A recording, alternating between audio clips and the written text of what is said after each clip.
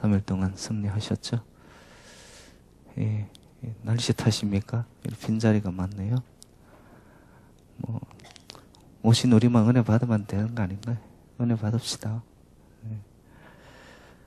사도 바울은요, 이 복음의 순수성과 복음의 절대성에 있어서는 타협이 없었습니다. 그래서 갈라디아 지역의 교회에서 유사복음, 다른 복음들이 들려온다는 이야기를 듣고서 이 목자의 마음이 무너져 내리는 거죠. 그래서 쓰게 된 말씀이 갈라디아서입니다. 제가 말씀드렸듯이 갈라디아 지역은 지금의 터키 지역, 옛날에 소아시아 지역이었다라는 거. 그래서 안디옥부터 더베에 이르기까지 이고니온, 디스드라 이렇게 해서 몇 군데의 교회를 세웠고, 근데 거기에서 이 율법주의적 유대교들이 나타나가지고 예수만 믿으면 되느냐? 우리가 율법적인 행위도 중요하지 않느냐? 도덕적이고 윤리적인 어떠한 좋은 선행을 할 때 하나님이 우리에게 점수를 더 주지 않겠느냐?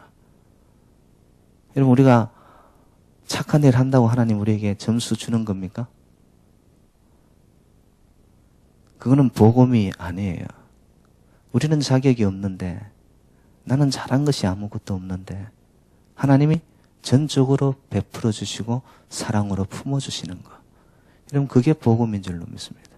그때 이 사람들은 가슴이 무너져 내리는 거예요. 그게 뭐냐면 정말 받을 자격이 없고 아무것도 한 것도 없는데도 불구하고 하나님의 일방적인 전적인 사랑, 그 은혜로 말미암아 나의 삶이 괜찮은 사람으로 여겨지는 거예요.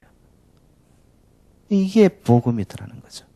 그래서 어떤 율법적인 잣대와 도덕적인 선행으로 너가 얼마나 좋은 일을 많이 했느냐, 그걸 가지고 기준을 삼기 시작하면 우리는 하나님의 그 의의 일을 자가 없다라는 거죠.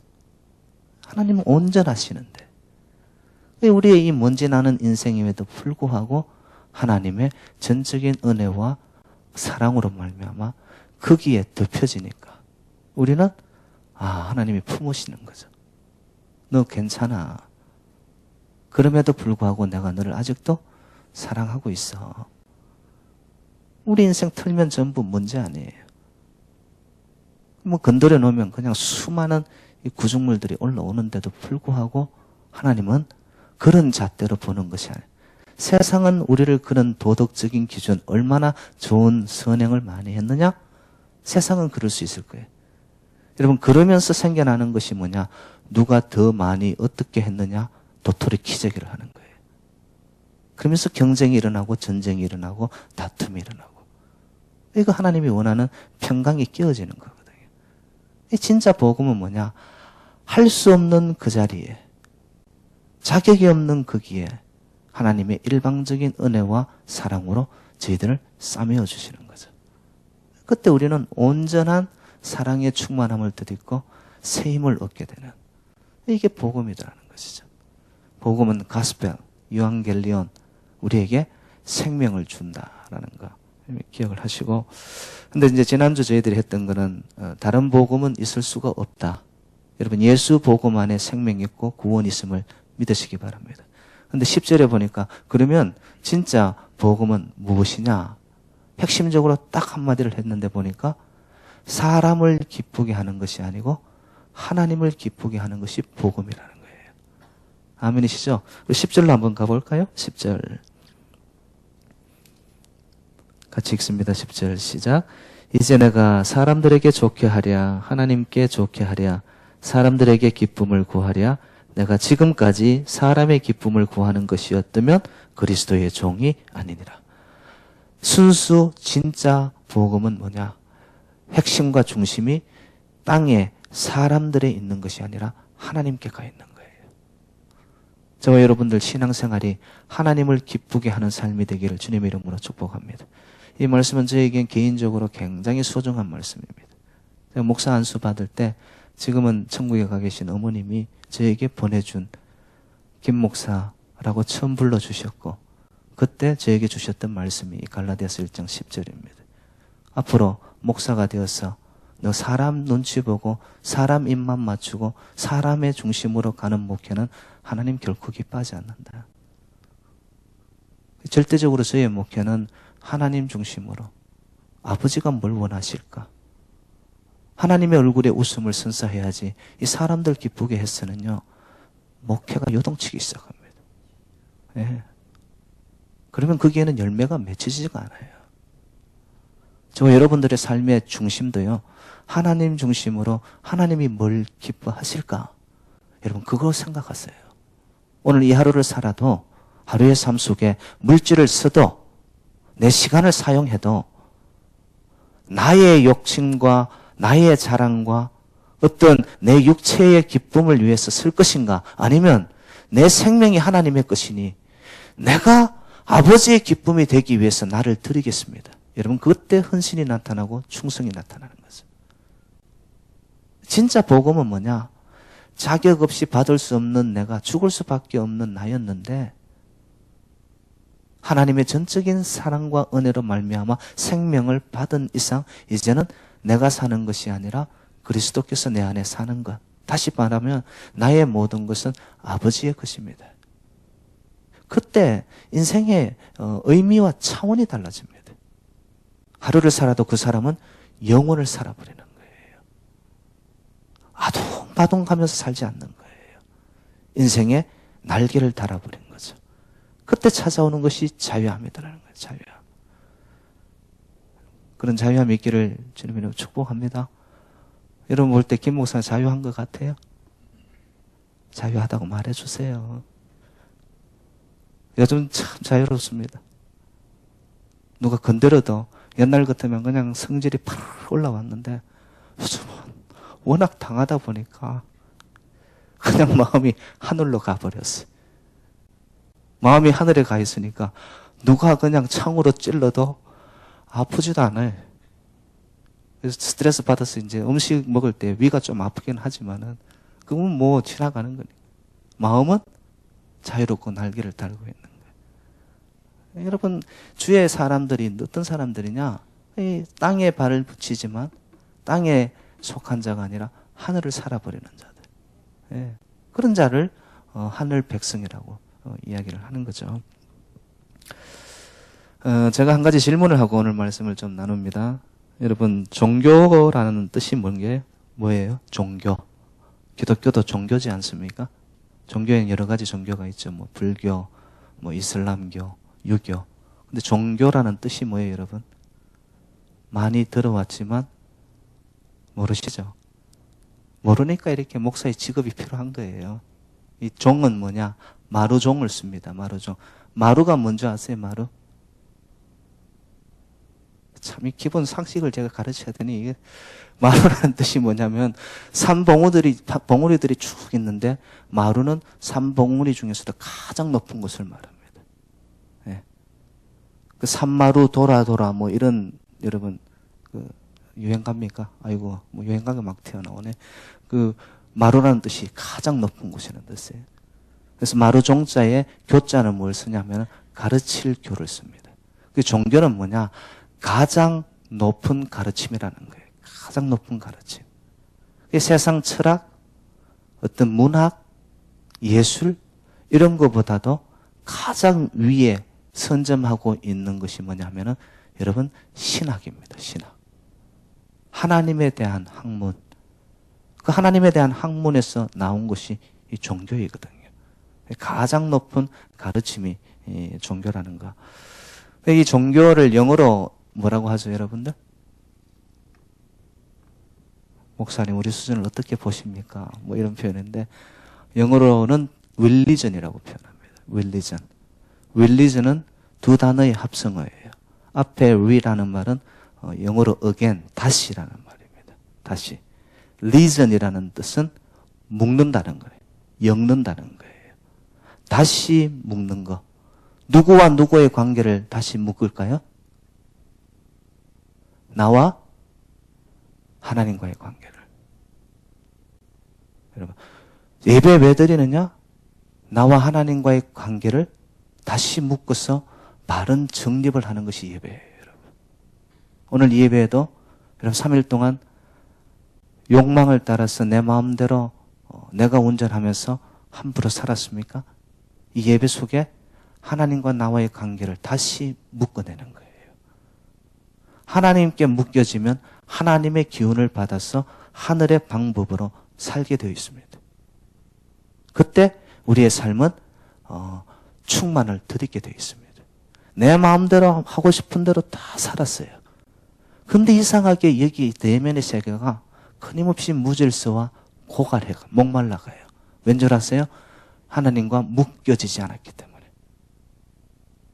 어느 곳에 있을지라도 저와 여러분들은 하나님과 묶여지기를 주님의 이름으로 축복합니다.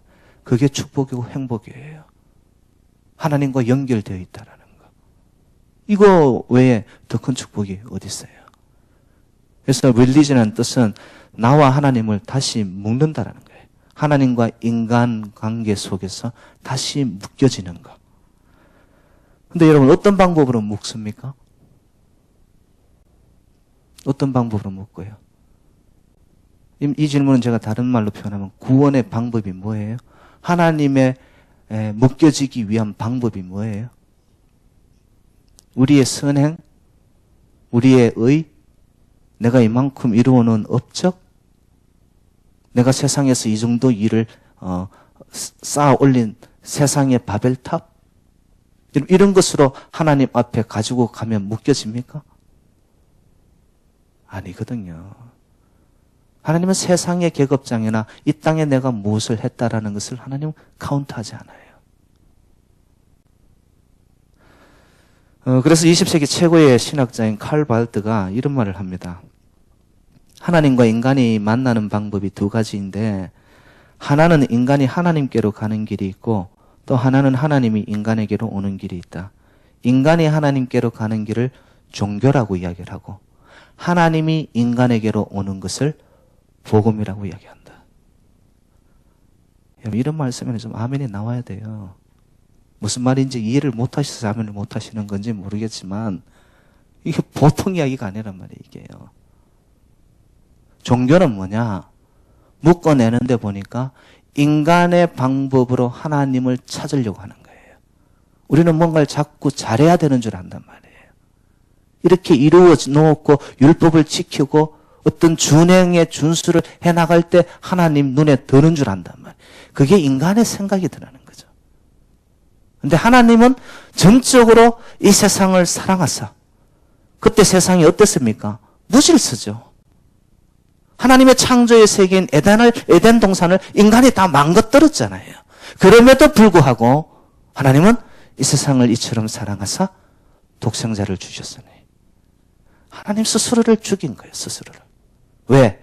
저와 여러분 이 땅을 살려내기 위해서.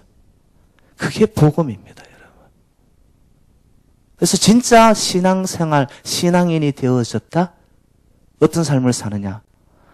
하나님이 나를 전적으로 받아준 자다. 주님의 피값으로 나를 살려낸 생명이 내 안에 있는 자다.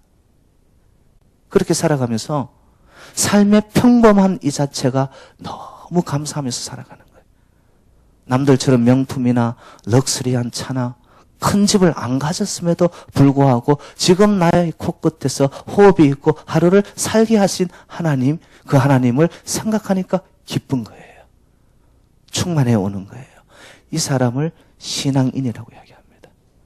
근데 종교인들은 어떻게 살아가는 줄 아세요? 바리새인들, 대제사장들, 그런 사람들은 앞에서 큰 소리로 기도합니다. 자기의 과시를 해야 됩니다.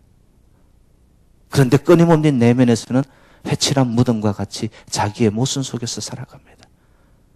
여러분, 오늘날 신앙생활을 하면서 이렇게 종교인으로 살아가는 사람들이 허다합니다. 겉으로는 괜찮은데, 잘 믿는 것 같은데, 문제 없는 것 같은데, 그들의 내면을 하나님의 시각으로 통찰력 있게 바라보면 여기 안에서 끊임없는 자기와의 모순과 분쟁과 평강이 없어요. 종교인입니다. 종교인. 저와 여러분들은 신앙인이 되시기를 주님의 이름으로 축복합니다. 신앙인은 복음에 잡힌 자예요.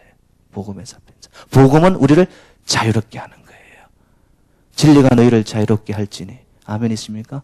주의 말씀은 복음이고 복음은 우리를 진리인데 진리가 나를 자유롭게 하는 거예요. 그때 내 신앙생활이 거침이 없는 거예요. 그러니까 그렇게 살아가도록 하나님이 우리에게 복음을 주셨는데 불구하고 우리는 자꾸 복음을 인간적인 방법으로 내 식으로 이해를 하니까 뭔가 해야지. 여러분 교회 와서 아무것도 안 해도 됩니다. 진짜입니다. 아무것도 안 하는데 주의 복음과 사랑에 묶여져 보십시오. 그때부터 내 삶이 내 것이 아니고 아버지의 것이라는 고백이 되어지면서 나를 드리기 시작합니다. 그때 헌신이 나타나는 거죠. 그 헌신은 열매 맺게 되어 있고 향기를 발하게 되어 있습니다. 여러분, 그러한 삶의 모습들이 성도님들 간에 편만해지면요, 공동체는 잔잔합니다. 잔잔한데 심해 깊은 바다에 그 물결이 움직이지 않는 것 같지만 엄청난 파워가 지나가는 거예요. 그 재단이 바로 새누리 재단인 줄로 믿습니다. 은혜의 심의의 큰 물결이 이 재단에 그냥 흘러가니까 사단의 어둠의 세력들이 발을 붙일 수 없는, 여러분의 심령에서부터 그런 복음적 자유함이 있어져야, 그때 한 분 한 분이 다 충만하여지면 여기가 바로 생명을 창출해내는 하나님의 생명 공동체, 사랑 공동체, 새누리 재단이 될 줄로 믿습니다. 그래서 복음만이 여러분 진실로 하나님과 인간이 이어질 수 있는 길이라는 거 꼭 기억을 하시고, 모든 종교들은요, 한마디로 제가 표현한다면은 두를 강조합니다. 두. 이렇게 해라. 여러분 불교도 보시기 바랍니다. 참선을 해라. 108번뇌를 벗기 위해서 너희들이 1000번 절을 해라. 전부 두를 이야기하는 거예요. 근데 기독교는 뭘 이야기하느냐? 던이에요. 던. 어떤 행위적인 것은 너희들이 다다를 수가 없으니까 이미 내가 뭐예요? 이미 내가 다 이루어 놓았어. 너희들의 죄, 너희들이 잘못한 거 십자가에 내가 이미 혼자 독박 쓰고 다 이루어 놓았으니까 너희들은 자유함을 누려. 이게 기독교예요, 여러분. 다른 종교하고 이 차원이 다른 거예요. 그 기독교적 십자가의 복음을 우리가 할 수 있는 유일한 것은 믿기만 하면 되는 거예요. Believe. 믿음도 내 안에서 나오느냐? 아니에요. 믿음도 보니까 선물이에요. 하나님이 주셔야 돼요. 내가 믿으려고 그렇게 산기도 다니고 그렇게 기도줄을 붙잡는데도 믿겨지지 않아요. 믿음은 하나님이 주시는 선물이에요. 아, 나를 위해 하나님이 이렇게 다 이루어 놓으셨구나. 그게 어느 순간 가슴으로 와서 믿어집니다. 여러분, 그때부터 신앙은 시작인 거예요. 요즘 제가 듣는 찬양곡 중에 이런 찬양이 있더라고요. 내가 믿기만 한다면 오병이어의 기적이 내 삶 속에서 일어나리. 믿기만 하면, 믿기만 하면. 여러분 삶의 현장이 고통이에요? 부족함이에요? 결핍이 있으세요? 여러분 이미 이루어 놓으신 하나님을 향하여 믿음의 눈을 뜨세요. 믿기만 하면 오병이어의 기적이, 여리고 성의 난공불락에 무너뜨릴 수 없는 여리고 성이 무너지는 역사가, 유유히 흘러가는 내 인생을 가로막고 있는 이 홍해가 건널 수 없었는 것 같은데 홍해를 갈라지는 역사가 믿기만 하면 여러분 삶 속에 있어질 줄로 믿습니다. 백성들이 가야 할 길이 바로 그거라는 거죠. 그래서 여러분 기억하세요. 복음만이 우리를 하나님과 나를 엮어줄 수 있는, 묶어줄 수 있는 유일한 생명줄이다. 복음만이. 복음이 뭐냐? 십자가입니다. 내가 죽어야 할 그 자리에 주님이 대신 죽었고 예수 그리스도만이 구세주이고 독생자이시고 이 땅에 수많은 죄를 짊어지고 가는 어린 양이 되셔서 자기를 비웠는데 십자가를 통하여 독생자의 영광이 나타나고 은혜와 진리가 충만하여지는 그곳에 우리의 영혼이 만남이 이루어지면 우리도 살아나는 것. 이게 복음입니다. 그 복음 안에서 자유함을 누리는 자들. 그래서 오늘 본문은 결코 복음이 타협될 수 없다라는 거. 그래서 유일한 복음, 이게 어디서 왔느냐. 이 복음에 대한 기원과 출처를 이제 사도 바울이 좀 이야기를 하고 있는데요. 여러분 11절로 한번 가보겠습니다. 11절 같이 읽어요. 시작. 형제들아 내가 너희에게 알게 하노니 내가 전한 복음이 사람의 뜻을 따라 된 것이 아니라. 여러분 복음의 시작이 사람의 뜻을 따라 된 것이 아니면 누구의 뜻을 따라 된 것이다? 하나님의 뜻을 따라 된 것이다. 다른 말로 표현하면 복음은 인간 땅에서 사람의 고한물이 아니고 어디서 온 것이다? 위에서부터 온 것이다. 위에서부터 온 것이다. 복음은 하나님이 우리에게 주신 최고의 선물이요. 이 땅에서 시작된 것이 아니라 하늘로부터 임하였어. 그래서 복음이 믿겨지려면요. 어떻게 돼야 되느냐. 사람의 이 땅의 방법으로 내가 어떻게 노력을 해서 되는 게 아니더라는 거예요. 왜? 시작부터가 위에서부터 왔기 때문에. 여러분 성질이 다르기 때문에 방법이 다른 거예요. 복음이 믿겨지려면 인간의 방법으로 믿으려고 하면 안 된다는 거예요. 하나님의 방법이 있어요. 복음은 하늘에서 왔기 때문에 위의 방법으로 신령한 영적인 것으로 받아들일 때 그 복음이 내 안에 들어와 생명을 만들어요. 생명을. 그럼 복음에 차버린 자는요. 인생에 무서운 것이 없어지고 세상에 두려운 것이 없어집니다. 그렇게 되시기를 주님으로 축복합니다. 무엇이 여러분들을 붙잡아요? 하늘의 생명이 여러분들에 들어와 버리는데 그 생명력을 가지고 이 땅에서 뭐예요? 그때는 이겨나가잖아요. 왜? 복음의 시작이 위에서부터 왔다는 거예요. 하나님의 뜻을 따라 된 것이기 때문에. 그러면 그 뜻이 뭐냐? 사도 바울이 이야기합니다. 12절 같이 읽습니다. 시작. 이는 내가 사람에게서 받은 것도 아니요 배운 것도 아니요 오직 예수 그리스도의 계시로 말미암은 것이라. 잘 보세요. 복음은 듣고 배우고 인간적인 방법으로 되는 것이 아니라 여러분 계시는 뭐죠? 보여주는 것을 말합니다. Revelation. 제 주머니에 지금 돈이 있을까요? 없을까요? 여러분 모르죠? 근데 이걸 제가 지금 보여주는 거예요. 이렇게. 보여줬는데 있다 없다. 이게 계시라는 거예요. 근데 그 계시가 누구로부터? 그리스도, 예수 그리스도로부터 오는 계시를 통하여 복음은 내 가슴을 치기 시작하는 거예요. 그래서 꼭 기억하십시오. 복음의 출발점은 이 땅이 아니라는 거예요. 어떻게 배우고 내가 노력을 해서가 아니라 복음에 대한 생명은 성령님이 내 가슴을 쳐야 돼요. 아무리 많이 듣고 아무리 예배를 드리고 예배자로 와 있는다 할지라도요.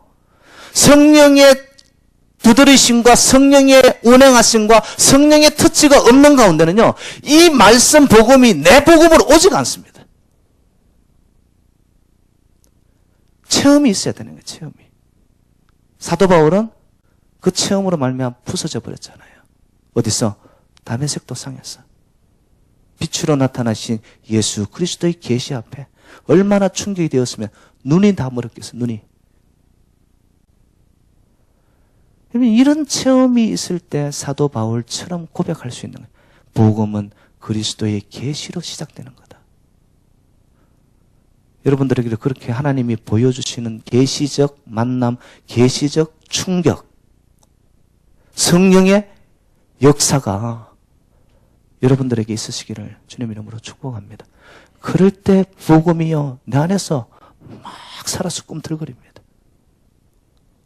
그 복음이 나의 인간적인 것들을 전부 다 잠재우기 시작하는 거죠. 그러면서 나도 모르게 하나님이 기뻐하는 게 뭘까? 생각이, 방향이 달라지기 시작하죠. 그때 내 안에서 이 성화, 거룩함이 나타나기 시작하는 겁니다. 왜? 방향이 이 땅을 바라보는 것이 아니라 하늘을 보기 시작하니까. 하늘을 보기 기시작하는가. 지난주 우리 그 새로운 찬양 시선 기억났어요, 여러분? 지난주 한 것도 기억을 못하세요? 시선을, 내 마음의 시선을 하늘을 향하는 동안 내가 손 닿는 곳마다 하나님의 일이 되어버리는 거예요. 이 땅의 일이 하나님의 일이 되고 하나님의 나라가 되어버리고 바로 복음에 잡혀버린 자예요. 사도 바울은 그런 사람이었다는 거 여러분 기억을 하시고, 그래서 사도 바울이 그리스도의 계시로 말미암아 자기가 복음에 잡힌 자가 되었는데 처음에는 자기가 누구였다라는 것을 소개합니다. 13절에 보면 복음을 위해서 그리스도를 믿는 백성들을 핍박하고 잔해한 자였다. 그때는 복음이 사도 바울을 사로잡지 않았거든요. 예수 믿는 자를 막 남녀노소 물어나고 막 잡아들이던 자가 바로 자기였는데 그런 죽을 수밖에 없는 죄인의 모습이었음에도 불구하고 하나님이 자기를 찾아오셨다는 거예요. 복음의 빛으로 구원의 빛으로 다메섹에서 그를 만난 이후에 그의 인생은 180도 달라졌다. 그러면서 내 안에 있는 복음을 갈라디아 너희 교회에 있는 성도들이여 그것이 진짜다. 그것이 진짜다. 강하게 지금 호소를 하고 있는 거죠. 그러면 이 사도 바울에게 있어서 그 복음과 사도 바울의 관계는 뭐냐? 자기가 복음을 알고 싶어 했느냐? 그게 아니라고 이야기를 하는 거예요. 참 이 말씀이 이 기독교적 복음의 진리 중에 또 하나인데 여러분 15절로 한번 가봅시다. 15절. 15절 같이 읽습니다. 시작. 그러나 내 어머니의 태로부터 나를 택정하시고 은혜로 나를 부르신 이가. 여러분 잘 보세요. 지금 복음에 잡혀서 사도 바울이 주의 하나님의 사도가 되어버렸지 않습니까? 근데 그 복음이 시작되어지고 나를 사로잡은 복음이 보니까 내가 선택한 것이 아니라 어머니의 태로부터 그 말은 뭡니까? 하나님의 오랜 경륜과 섭리와 하나님의 계획 속에서부터 내가 태어나기 이전부터 하나님은 나에게 복음의 빛을 비추기 위해서 하나님은 준비하고 계셨다는 거예요. 여러분 그것을 경륜이라고 표현을 하고요. 섭리라고 이야기를 합니다. 신학적인 용어로. 저와 여러분들도 지금 여기에 만났다. 새누리교회 안에 있다. 부족한 종과 만남이 이루어졌다. 여러분 이것이 우연일까요? 필연적 하나님의 섭리라고 믿으시기를 바랍니다. 이걸 그냥 스쳐가는 아무 생각 없이 어쩌다 그렇게 되어졌지 이러면 인생은 의미가 없는 거예요. 만남 하나에도 하나님의 섭리적 필연적 아버지의 뜻이 흘러가서 그렇게 되어진 거다라고. 그러면은 인생에 다가오는 시간과 앞으로의 이 만남들의 이 의미가 달라지기 시작하는 거예요. 의미가 달라지기. 옆에 분에게 한번 고백하세요. 우리의 만남은 우연이 아니랍니다. 이렇게 한번. 전혀 순종의 역사가 안 나타나요. 우연이 아니에요. 우연이 아니에요. 예. 선택, 하나님의 택정, 아버지의 섭리. 이게 보이진 않지만 우리에게는 다 흘러가고 있다는 거. 이게 사도 바울은 그렇게 이제 고백을 하죠. 삶의 모든 과정이 하나님의 선택의 과정이었다.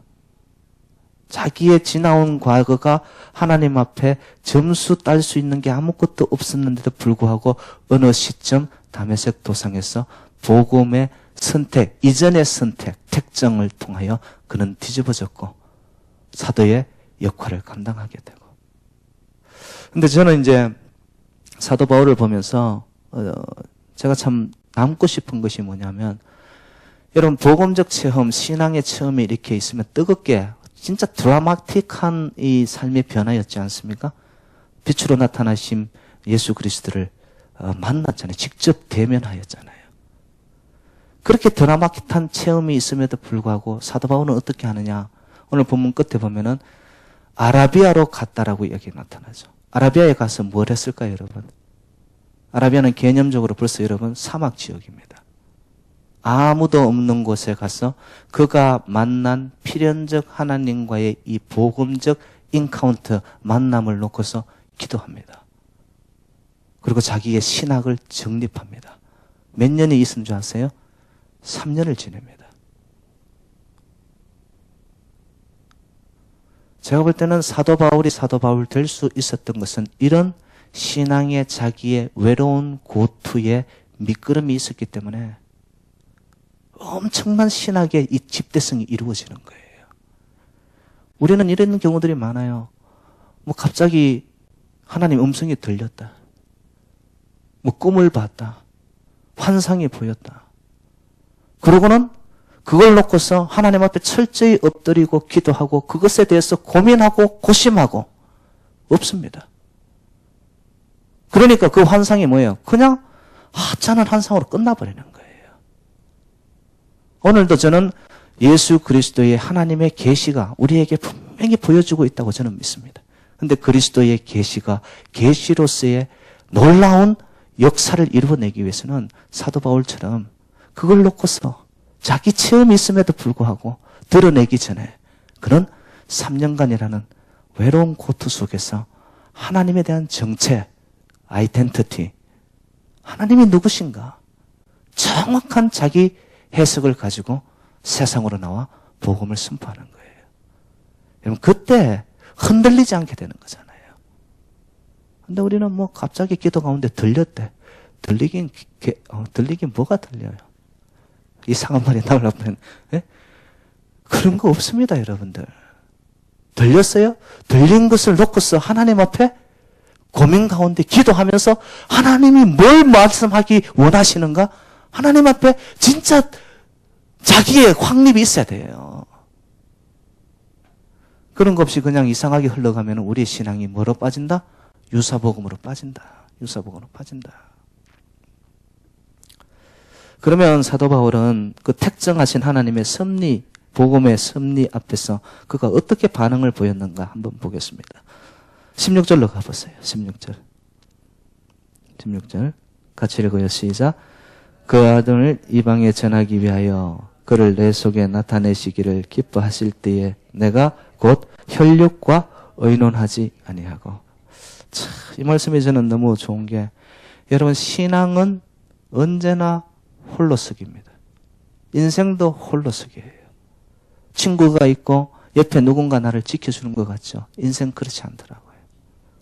사도 바울 보세요. 하나님의 부르심, 복음의 섭리의 부르심 콜링 앞에서 그의 인생이 뭐예요? 옆에 있는 사람들이 왜 없었겠어요? 여러분, 사도 바울 잘 아시잖아요. 율법학자였습니다. 바리새인이었습니다. 로마인이었습니다. 히브리인이었고요. 베냐민 지파의 사람이었고요.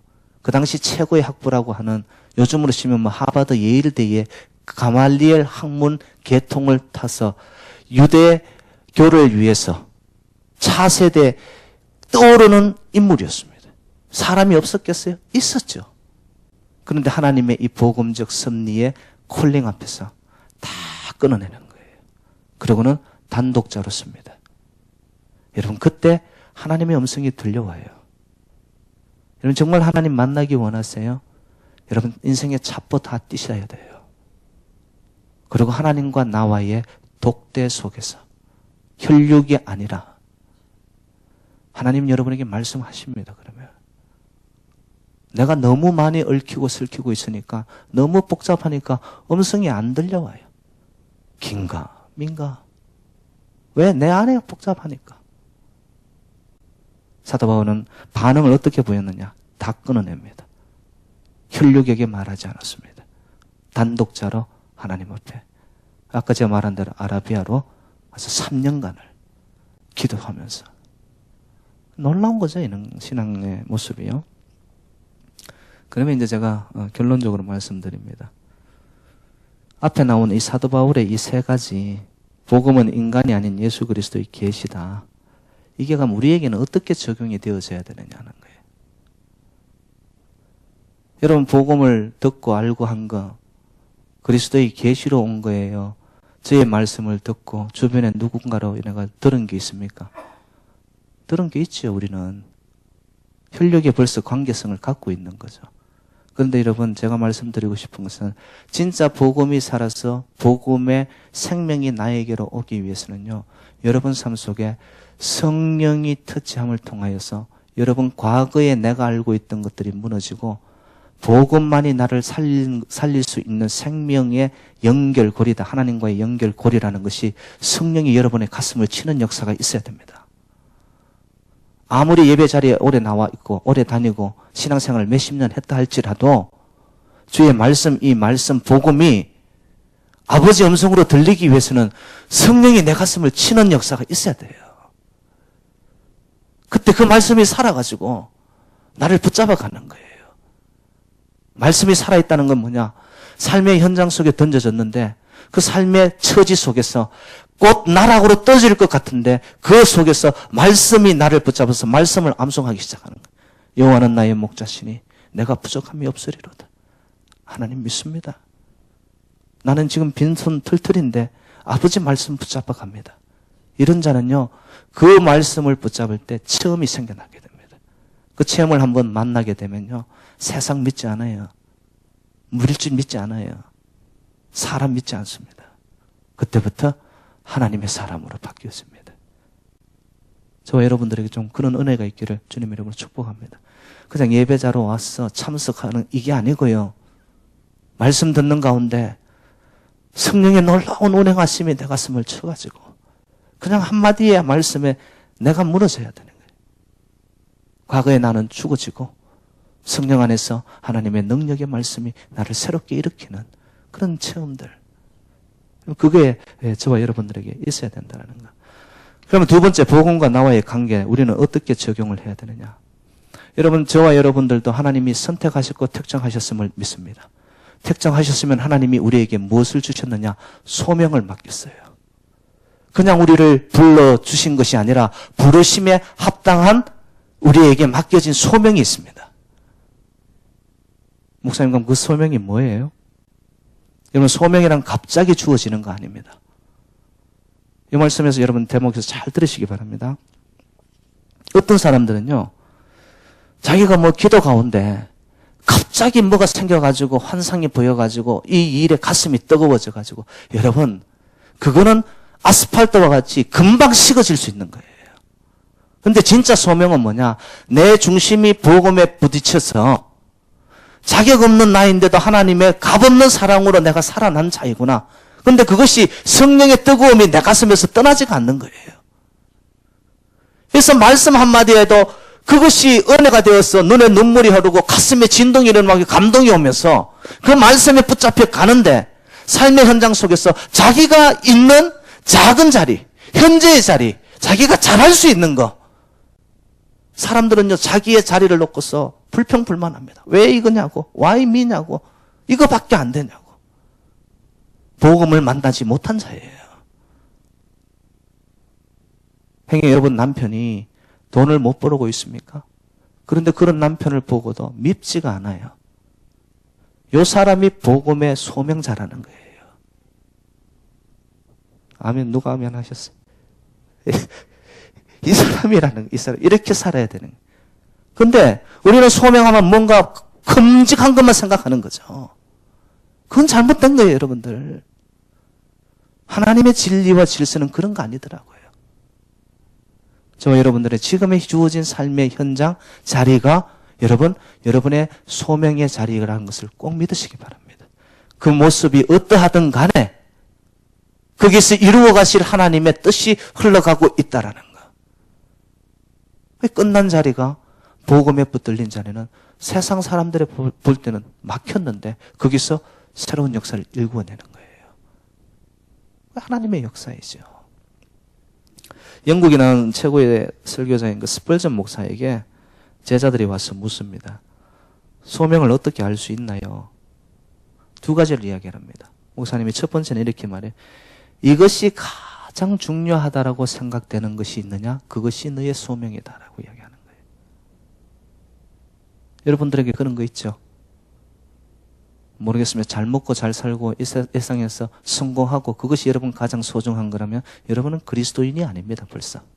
진짜 그리스도인이라면 아까 말씀드렸죠? 복음에 잡힌 자는 하나님을 기뻐하는, 하나님을 기쁘게 하는 일. 그럼 거기에서 여러분 아이디어들이 있을 거 아니에요. 하나님이 가장 기뻐하는 것이 뭘까? 가장 소중하게 여길 게 뭘까? 그게 소명이라는 거예요. 여러분에게 있는 소명이라는 거예요. 근데 두 번째 이야기합니다. 스펄전이 그렇게 생각하더라도 쉽게 감당할 수가 있어야 한다. 쉽고 즐겁게 감당하면서 열매 맺을 수 있는 것이 너의 소명이다. 저는 우리 재단에 성도님들이 이 손끝맛이 좋아가지고 음식을 참 잘해요. 저건 감사드립니다. 손끝맛이 있다. 제가 볼 때는 그것은 그분에게 주어진 하나님의 소명이에요. 내가 잘할 수 있고 함으로 즐거워지고 즐겁게 감당하다 보니까 열매들이 맺혀집니까? 소명입니다. 소명이에요. 저의 소명은 뭘까요?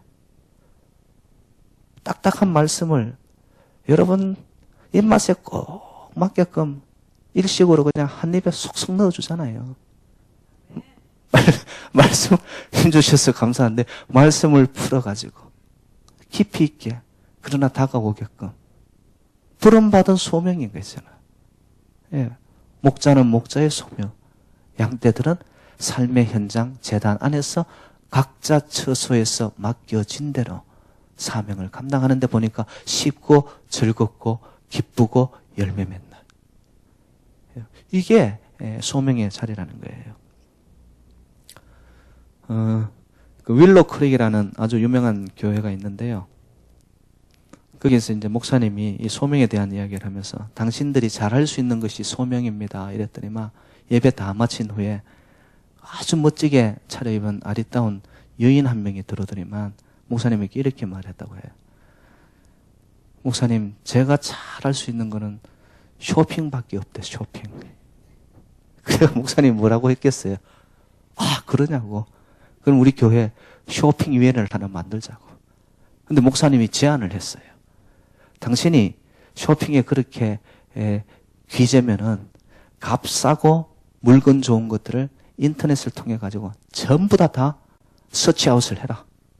그리고 교인들이 바쁘니까, 생활이 바쁘니까 너가 쇼핑위원회에 들어가 가지고 그 성도님들의 필요한 것들을 다 리스트 목록을 잡아 가지고 유는 물건을 값싸고 좋은 퀄리티 있는 걸로 구입해서 집 앞까지 봉사하고 이익을 남기지 마라. 그렇게 했더니만 이 사람이 신바람에 나가지고 그 쇼핑위원회에서 doing best, 최선을 다해 한 거예요. 그랬더니만 그 교회에서 가장 소중하고 인기 있는 위원회가 쇼핑위원회가 되었다는 거 아닙니까? 뭐예요? 잘하고 좋아하고 함으로써 즐거운 것. 여러분 그게 소명입니다. 뜬구름 잡지 마세요. 갑자기 뭐 내가 이렇게 저렇게 해야지. 여러분 그런 거 전부 다 허풍일 경우가 많습니다. 진짜 소명자는 나의 오늘의 이 삶의 자리. 이게 남이 볼 때 크고 작고 이런 게 아니고 지금의 내 자리에서 하나님의 복음의 선택과 특정함이 있다. 그러고 가는 거예요, 그 길을. 가다 보면 열매가 맺혀지고.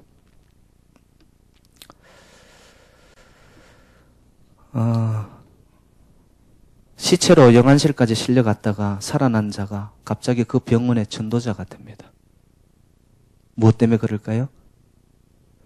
체험에 부딪힌 거죠. 그때는 몰랐는데, 그때는 그것이 소명인 줄 몰랐는데. 죽었다 깨어나니까. 그리고 어릴 때 고학으로 돈이 없어서 힘겹게 지내왔던 자가 사회에서 성공을 하면서 사회에 자기의 돈을 환원하면서 장학금으로 내어놓습니다. 그때는 그것이 소명인 줄 몰랐는데. 여러분 이런 것은 우리 삶의 주변에 비일비재합니다. 저는 여러분들의 삶 속에서 지나온 과거가 아픔이 있고 좌절이 있었고 슬픔으로 있었다 할지라도 그때 그것이 실패인 줄 몰랐는데 그걸로 끝나는 것인 줄 알았는데 하나님의 복음적 시각과 선택과 특정의 관점으로 보면 그때의 실패가 지금 오늘의 모습을 이루기 위한 삶의 하나님의 뜻이라고 믿으시기를 주님 이름으로 축복합니다. 믿음이 복음이 들어온 자는 삶을 이렇게 보는 거예요. 그래서 과거가 무의미한 게 아니에요. 그때의 그 아픔이 지금의 나를 있게 한 것이었구나. 그래서 삶이 깊어지게 되는 거죠. 여러분 내 과거가 새로운 의미로 다가오기를 원하세요? 복음 안에 여러분들이 사로잡히기를 원합니다.